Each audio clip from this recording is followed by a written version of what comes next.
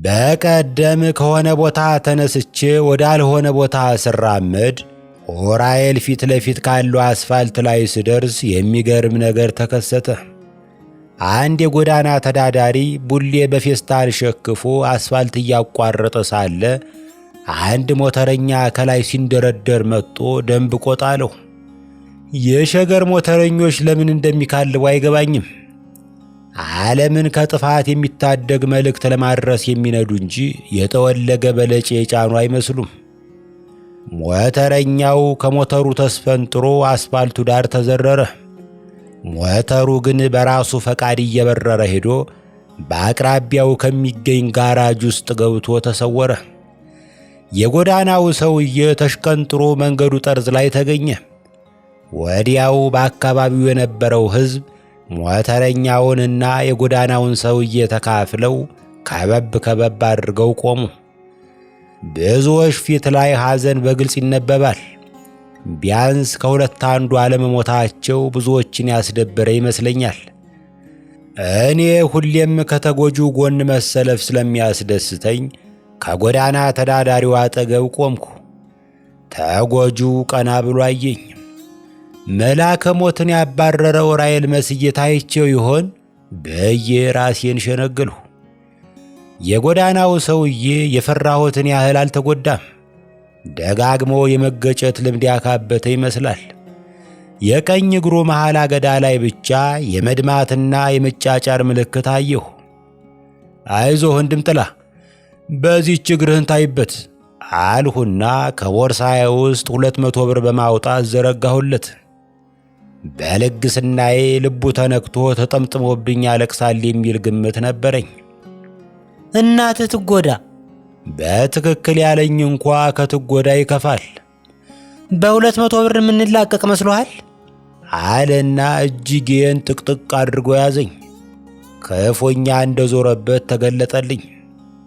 አይዞህ ጀለሳዊ፣ በዚህ ደግሞ ጭንቅላትህን ታይበት አልሁና ቼክ ፈርሜለት ጉዞዬን ቀጠልሁ።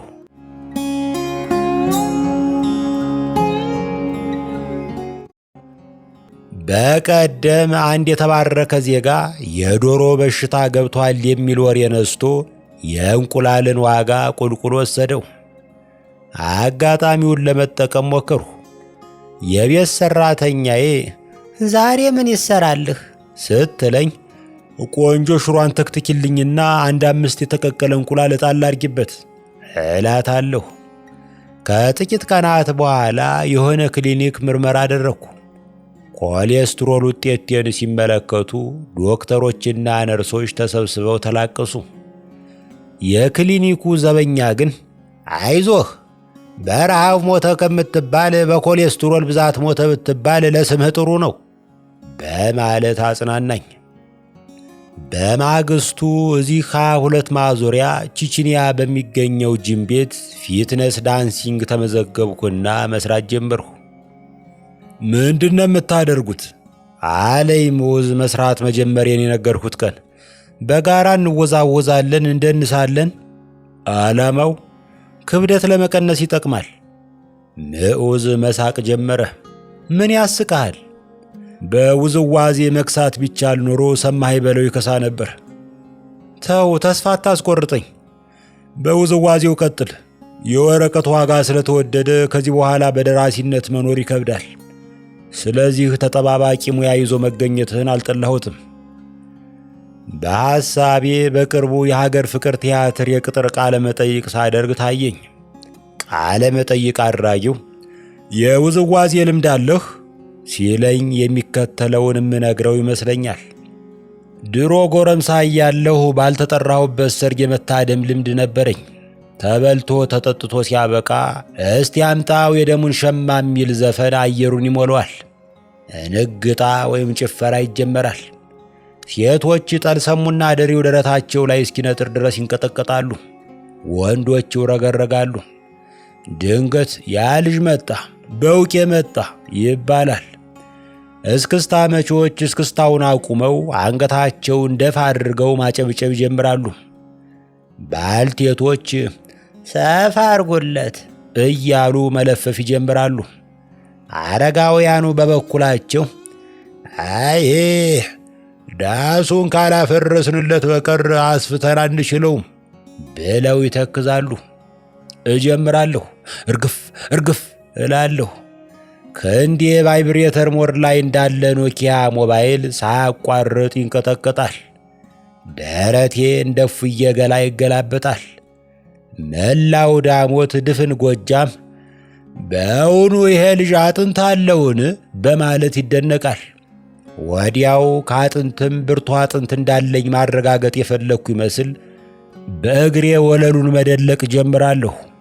እንዲያውም የሆነ ጊዜ ላይ መሬቱን በኃይል ደጋግሜ ከመደለቄ የተነሳ ውሃ ፈለቀ። በውሃው እንደ አትሌት ፊቴን አረጣጥቤ እስክስታውን ቀጠልኩ።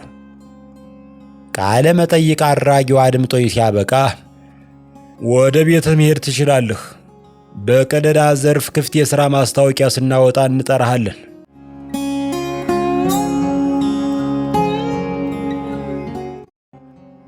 በዚህ ምድር ላይ የምመኘው እንደ ታዋቂ ሰው ኖሮ እንደማይታወቅ ሰው መሞት ነው። ቀባሪዎች ዝናና ዜና የሚሻሙበት፣ ፖለቲከኞችና የሃይማኖት ሰዎች አጀንዳቸውን የሚያዳምቁበት የትልልቅ ሰዎች ቀብር ከሞታቸው በላይ ያሳዝነኛል። ባለፈው የድምፃዊ አሊ ቢራ ሽኝት በተካሄደበት ቦታ ላይ የተለያዩ ሰዎች ንግግር ያደርጋሉ። እኔ ቤት የተቀምጬ የንግግሮች ታዳሚ ሆንኩ። ሰርጸ ፍሬ ስብሐት መድረክ ላይ ወጥቶ ይህን አለ። የበርካታ ባህሎችን የቋንቋ ስሜት አንደበቱ ላይ ለማጥናት መቻሉ ከጎልደን ቦይሱ ላይ አንድ ላይ ተጣምሮ በጣም ቸኮሌታማ ያነጋገር ስልት የሰጠው ይመስለኛል። ምን ጉድ ነው ብሮ? የተመቸኝ የጋሽ መሐሙድ ንግግር ነው። በሕይወት እያለ ወይም እያለ ልመስክርለትና የጋሽ መሐሙድ ዘፈኖች አድናቂ ነኝ። ንግግሩ ደግሞ እያዝናና ብዙ ነገር ያሳስበኛል። ጋሽ መሐሙድ የሚያስበውን በግልጽ ለመናገር የሚፈልግ ሰው ይመስለኛል። ግን መናገር እንደጀመረ በሚኖርበት ማህበረሰብ ውስጥ ያለው ገደብ ድንገት ትዝ ይለዋል እና ሐሳቡን ለመጥረብ፣ ለማረም ወይም ለማለዘብ ሲታገል ስመለከት ሳቅ ይወጥረኛል። ባለፈው ስለ አሊ ቢራ ታላቅ ባለሙያነት፣ ስለ አእምሮው ስፋት፣ ስለ ቀልደኝነቱ ከመሰከረ በኋላ እሳቱ ተሰማ ነፍሱን ይማር፣ ተፈራ ካሳ፣ ተዘራ ኃይለ ሚካኤል ነፍሱን ይማር፣ ጥላሁን ገሰሰ፣ ብዙነሽ በቀለ ነፍሷን ይማር። እኔ ከዛ መሃል ምናልባት እኔ አላጨስም። እነሱ ግን ተሰብስበው ሲያጨሱ መሃላቸው አስገብተው የሚወጣውን ጭስ ለእኔ ይሰጡኝ ነበር። ቆዩ አንድ የጠብቁኝ፣ ስትጨርሱ መጣለሁ ብዬ ወጣለሁ። ጋሽ መሐሙድ የሞተ ሰው አንገቱ ረጅም ነው በሚለው የአበሻ ሙድ ሞታንን እንከን የለሽ አድርጎ ማቅረብ አልፈለገም። የቀድሞ ጓደኞቹ አንድ ድክመት ትዝ አለው። የቀድሞ ጓደኞቹ የሲጃራ ሱሰኞች ነበሩ። እንዲያውም ጭሳቸው እያስመረረው ካሉበት ክፍል ይሸሽ ነበር። ምናልባትም የእርሱ ዕድሜ የረዘመው ይህንን ድክመታቸውን ስለማይጋራ ይሆናል። ሞሄ በትዝታው መሃል ስለ ሞተ ሰው ድክመት የማይነገርበት መድረክ ላይ እንደቆመ ትዝ አለው እና የሚከተለውን ጨመረ። አሊ ናና ቆይ እኔ ይዤህ እወጣለሁ ይለኛል። ተው አሊ የኔ ጌታ አለዋለሁ። ይህንን ታሪክ ያነሳሁት አጫሽነቱን ሳይሆን ትሕትናውን ለማስረዳት ነው የሚል ይመስላል። መሐሙድ ስለ አሊ ፍጻሜ ሲናገር ከመሞቱ በፊት ግን ደብረ ዘይት ካለ በኋላ ቀና ሲል ከታዳሚው መሃል የአባዱላን ፊት ሾፈው። ከዚያ ማለትም ብሾፍቱ አለና ንግግሩን አስተካከለ። የከተማውን ስያሜ በጣም ለማስተካከል ሲሞክር ብሾፍቱ አዳማ ብሎ ሞቅ አረገው። ወይ መከራ! ጋሽ ሙሄ በመጨረሻ እንዲህ አለ። አንድ እግሩን ሲያጣ ያለቀስኩትን እኔ ነኝ የማውቀው። እግሩን በተቆረጠ በሳምንቱ አረፈው። 2 ጓደኞቼ በዚህ አይነት መሞታቸው ለእኔ ትልቅ ሐዘን ነው። ግን እጽናናለሁ። እግዚአብሔርን አመሰግናለሁ። አቆይቶ ይህን እንዳያደረገኝ ለምን እንደሆነ አላውቅም። እሱ ያውቃል። የምንወዳቸው የምናውቃቸውና የምናደንቃቸው ሰዎች ቀድመውን ሲሞቱ እናዝናለን። ግን በሕይወት በመቆየታችን ደግሞ ደስተኞች ነን። ምን ነው ካንተ በፊት ባስቀደመኝ የሚለው የአስመሳይ አልቃሽ ቀደዳ በተለመደበት አገር ሁለተኛውን ስሜት በግልጽ መናገር ነውር ነው። ጋሽ ሙሄ እግዚአብሔር ይመስገን አቆይቶ ይህን እንዳያደረገኝ ካለ በኋላ ለምን እንደሆነ አላውቅም፣ እሱ ያውቃል የሚል ቃል የጨመረው ለዚህ ነው። የጋሽ መሐሙድ ትግል የኔም ትግል ነው። የመጣልኝን ሐሳብ ብናገረው ያዋጣኛል ወይስ ከአገር ያስወጣኛል ብዬ ስንቴ ከራሴ ጋር ተሟግቻለሁ።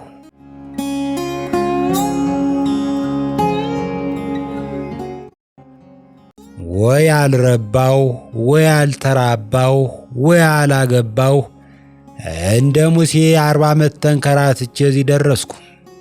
እኔም ብሎ ባለ ልደት ፌስቡክ የሌለ ጭር ብሏል። ቅድም ልደቴን አስመልክቼ ላይቭ ብገባ አንድ ተመልካች እንኳ ዝር አላለም። ቢቸግረኝ በሁለተኛው አካውንት የገብቼ አይኔን በአይኔ አይቼው ወጣሁ። በነገራችን ላይ ላይቭ የሚገቡ ዲያስፖራዎች በሐሳብ ቢለያዩም የሚያመሳስላቸው ነገር አለ። ሁሉም ዘለግ ባለው ቀደዳቸው ጣልቃ የሆነ ነገር ይጠጣሉ። የሚጠጡበት ብርጭቆው ደግሞ መተለቁ ግርም ይለኛል። ማንጠልጠያ ቢኖረው ፋኖስ ይሆናል። ብቻ ግድቡ ራሱ ያን ያክል ውሃ አልያዘም እና 40 ደቂቃ ካወጉ በኋላ ብርጭቆውን አንስተው አፋቸው ላይ የከነበሉትና ወደ ካሜራው ያያሉ። አቤት ፊታቸው ላይ ያለው እርካታ ደግሞ! መረጃ ሪፊል የሚያደርጉ እንጂ ውሃ የሚጠጡ አይመስሉም። ሌላው የሚያመሳስላቸው የመኪናቸውን ጋቢና ወደ ስቱዲዮነት መቀየራቸው ነው።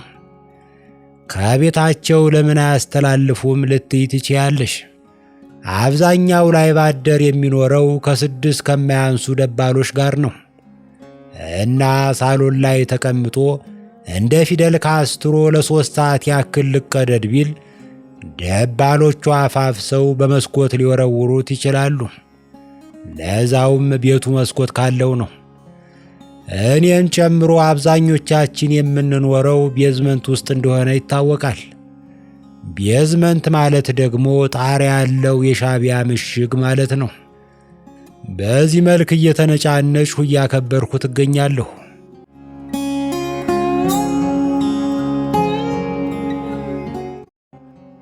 የሆነ ጊዜ ላይ የሐረር ከተማን በጎበኘሁበት ወቅት ያደረብኝን ተስፋና ስጋት ከአሜን ባሻገር በተባለው መጽሐፌ ውስጥ በሚከተለው መንገድ አስፍሬው ነበር። ከጁገል በር ላይ ቆሜ ሳያት ሐረር ተስፋና ስጋት አርግዛ ታየችኝ። የምን ተስፋ የምን ስጋት? በአንድ ወቅት ስለ ሐረር አንድ ቀልድ ሰምቼ ነበር። ጥቂት ሰዎች ተሰብስበው አቶ መለስ ዜናዊ ዘንድ ይመጡና ሐረር ከተማ ውስጥ ቆሞ የሚገኘው የነፍጠኛው የራስ መኮንን ሐውልት ፈርሶ በቦታው የኢሚር አብዱላሂ ሐውልት ይቁም የሚል አቤቱታ ያቀርባሉ።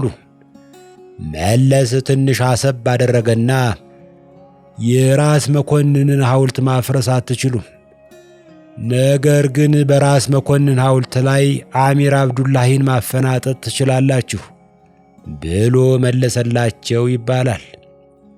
ቀልዱን እንደሰማሁት ይህ የሐረርን ሕዝብ እምነት እንጂ የመለስ ዜናዊን እምነት የሚያንጸባርቅ አይደለም አሉ። የሐረር ሕዝብ ራስ መኮንንንና ኢሚር አብዱላሂን በአንድ ፈረስ ማስኬድ ችሏል። በከተማው ውስጥ የሁለቱ ሰዎች መታሰቢያዎች ይታያሉ። ኩታ ገጠም ድንበር ያላቸው ቤተ ክርስቲያኖችና መስጊዶች ተቃቅፈው የሚኖሩባት ወደ ሰፊ ከተማ ናት ሐረር። ዩኔስኮ ይህንን የከተማዋን ልዩ ችሎታ አድንቆ የመቻቻል ከተማ የሚል ማዕረግ አጎናጽፏታል። ይህ በጎ የሆነ የሕዝብ ባህል ከባለሥልጣኖች ዓላማ ጋር ሲላተም አየሁና ስጋት ገባኝ። ወደ ሐረሪ ብሔራዊ ሙዚየም ጎራ ስል በትልቅ ፍሬም የታጠረ የፎቶ ማኅደር ውስጥ ተቀምጦ የሚጎበኝ ምስል አየሁ። የጥንታዊ ሕንፃ ምስል ነው። ከምስሉ ራስጌ በምኒልክ ወረራ ወቅት ወደ ቤተ ክርስቲያንነት የተቀየረው የቀድሞ የረኡፍ ባሻ መስጊድ የሚል ለቁጭት የሚጋብዝ ማስታወቂያ ተጽፎበታል። በወረራው ወደ መስጊድ የተቀየረ የተባለው የመድኃኔ ዓለም ቤተ ክርስቲያን ሀገር አማን ነው ብሎ በብጫ አጥር ተከቦ በከተማው እምብርት ላይ ቁጭ ብሏል። ከቤተ ክርስቲያኑ ፊት ለፊት የጨለንቆ ሰማዕታት ሐውልት እንዲቆም ተደርጓል። የምኒልክና የአብዱላሂ ሰራዊት የተዋጉበት ጨለንቆ ከሐረር ብዙ የሚርቅ መንደር ሆኖ ሳለ የጨለንቆ መታሰቢያ ቤተ ክርስቲያኑ ደጃፍ ላይ እንዲቆም የተደረገበት ምክንያት ምን ይሆን? የአስገባሪን መታሰቢያና የገባሪን መታሰቢያ በቅርብ ርቀት ማፋጠጥ ለኅብረተሰቡ የተዘጋጀለት ወጥመድ እንዳይሆን ስጋት አለኝ። ከአሜን ባሻገር 2008 ገጽ 155። አሁን የሚሆነውን ቁጭ ብዬ ሳይ በደበበ ሰይፉ ግጥም ውስጥ ያሉ እኒህ ስንኞች ይመጡብኛል። የጣልኩብሽ ተስፋ እኔን ይዞ ጠፋ።